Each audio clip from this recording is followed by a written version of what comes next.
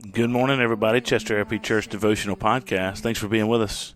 Mitch brings us in Genesis chapter 31, the story of Laban overtaking Jacob. We'll be back. Gives me grace for every trial,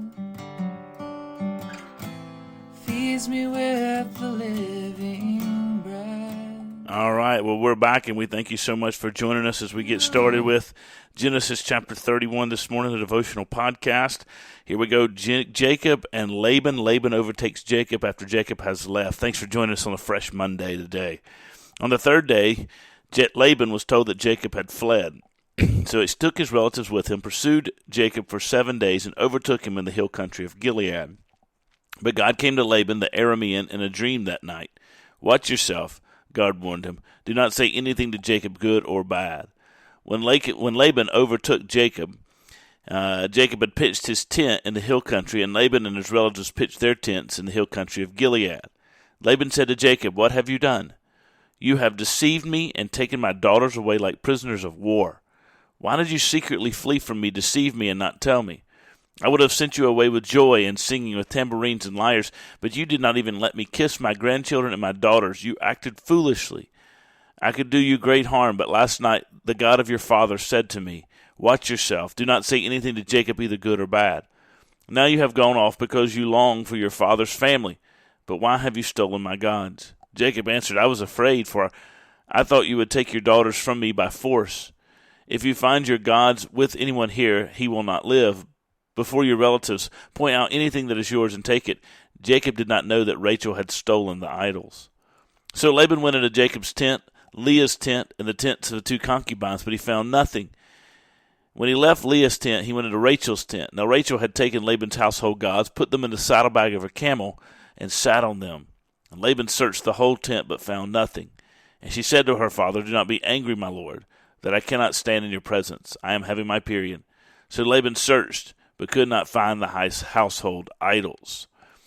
Now, this is a story of how Laban pursues Jacob. Jacob leaves in the middle of the night, gets his family up, says, "We're leaving, we're going back to the land of my father, the land of Abraham, the land of Isaac, and, of course, the land of Jacob." And so Jacob is on his way home. Laban finds out about it, and he goes and pursues Jacob.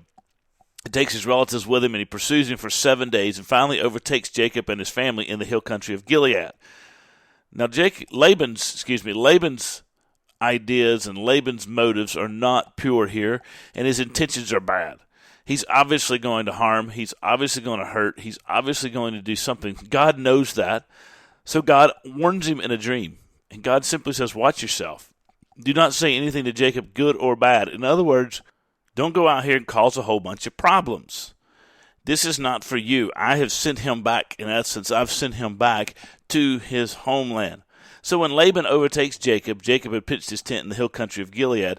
And Laban comes to Jacob and says, "What have you done? Why have you deceived me and taken my daughters away like a prisoner of war? Why did you secretly flee from me, deceive me, and not tell me?" You know, this is an interesting point, right? There's a broken relationship, obviously, between Laban and Jacob. Jacob, by no means, is perfect. Jacob is a man who is deceptive. Laban, obviously, is deceptive as well. And so they've had debates over the wives. They've had debates over the sheep and the goats and the livestock, etc. Jacob says, "I've had enough. I'm going home." And he leaves and takes all of his family with him in the middle of the night. Laban says, "Why didn't you give me a chance to kiss my children, my grandchildren goodbye, kiss my daughters goodbye? I would have sent you away with singing, tambourines, and lyres, but you didn't even let me kiss them goodbye. You've acted foolishly." Now, we don't know if he would have done that or not, but all we have is his word here. Maybe he would have had a party. Maybe he would have sent them away with joy and tambourines and singing and lyres, etc.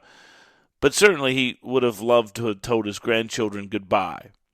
And so Jacob here, though he has dispute with Laban, leaves in the middle of the night and doesn't act honorably in the way in which he is going to go about leaving Laban and returning home. You know, preferably Jacob would have gone and said, "Listen, I want to go back home to my forefathers. I want to go back home to my land. I want to take my family with me. We're going to go back home and settle down." Now, it would have been tough to hear. Maybe Laban wouldn't have liked it. Maybe there was a broken relationship, and we know that there was. But even still, he would have been honorable about the way in which he carried on his business. And Jacob's answer was simply this: I left in the middle of the night because I was afraid. I was afraid that you would take your daughters from me by force. And so he says, if you would, I was afraid you were going to take my family from me and tell me I couldn't leave and take them by force, because Jacob didn't trust Laban any more than Laban trusted Jacob. And then Laban says, hey, listen, you've got my gods. He says, we didn't get your gods, but Rachel had taken the idols. Jacob didn't know Rachel had taken the idols, but she hid them. There's a whole lot of deception going on here. And I think one of the things that's interesting about the history of the Bible is that it reminds us that God can work. It reveals to us how God can work with crooked people. He can work with people who we look at and say, man, that person is not able to be used by God because of the sin, or because of the crookedness, or because of the deception, or because of the brokenness in that person's life. And what we see is that God can actually work, and does often work through those kinds of people. Because none of us are perfect. And to me, that's one of the great misconceptions, and one of the sad statements about what people perceive of the church, even Christians themselves, is that Christians somehow have to be perfect. And that if we're not perfect, then they condemn us as if we're not good people. And the reality of it is that we're all in various places of our what we call sanctification. We're all in our various places of growing in grace. And the Christian church is going to be full of people who are growing in grace and some who aren't. It's the parable of the wheat and the tares. There's going to be faithful people in the church and unfaithful people in the church. But we base it off profession of faith. And we hold each other accountable because we're growing in different areas and we're growing at different paces. And God is working and sovereign over all of that stuff. And so we need to be mindful of the fact that God can use us. Not that we don't use that as an opportunity to get away with sin, but to recognize that God can use broken people to accomplish his purposes, and does always. The only one who has never been broken is Jesus. And of course, God used him because he is God to redeem the world. But I think it's important for us to understand that God can use. And so when we see these Old Testament stories, we recognize that God uses broken people to accomplish his purposes, and he can overcome, and he protects those who are his. You guys have a great day. I got to go. Bye.